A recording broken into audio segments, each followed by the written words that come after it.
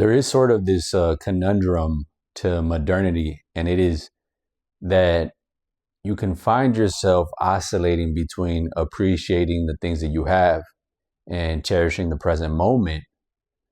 And on the flip side of that, you have the idea that you need to strive for more, that there's something more to life.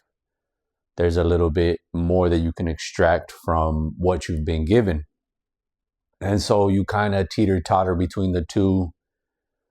And the dangerous part with that is that you sort of maneuver through life, always looking forward to what's next.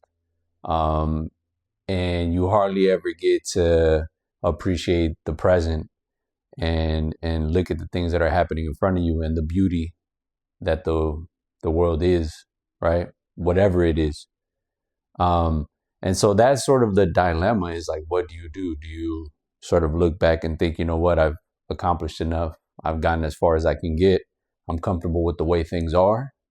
Or do you say, you know what, I appreciate the things that I have, but I still want more? And it's not always necessarily material things. It could be a spiritual yearning, right? A sort of hormonal response to the world. Because I'll tell you what, the culture wants you beaten down, wants you castrated, wants you to sort of, throw in the towel and go with the flow and take things as they are and not really push for new versions of what you can do.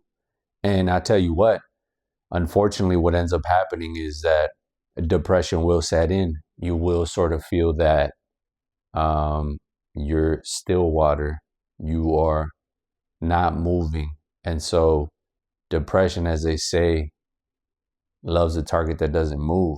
So what happens is you therapize yourself, right? Because the world around you, the culture tells you it's okay. You're grieving. You need to heal. You're yearning for some expertise from a professional, from someone that understands brain chemistry more than you would yourself about yourself. Make sense of that how you wish. And so you go and you book an appointment and you talk to the guy, and the therapist, he's a fat guy telling you to go to the gym and you'll make friends. And that's sort of like the prescription. But the reality is, if you don't want to fall into that trap, you have to keep moving. And, it's one of those things where you move first and ask questions later. Forget about the process. Forget about laying out, mapping out a plan, a cartography of action, and instead decide, you know what? I'm going to go with my gut and I'm going to operate on the fly. And as things progress, I will sort of adapt and respond accordingly. And I think that's the sort of way that you always stay a step ahead and you don't ever feel down and out. Because I'll tell you what, depression is really just your body, your brain responding to the lack of stimuli. You're telling yourself, I've had enough.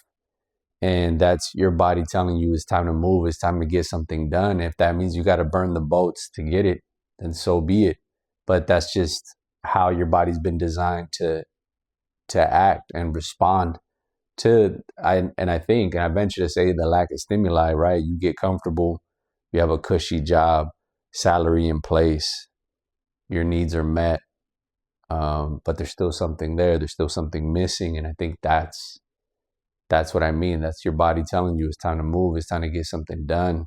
Life is too short to sort of sit around and appreciate the things that you have, because there's more to be done.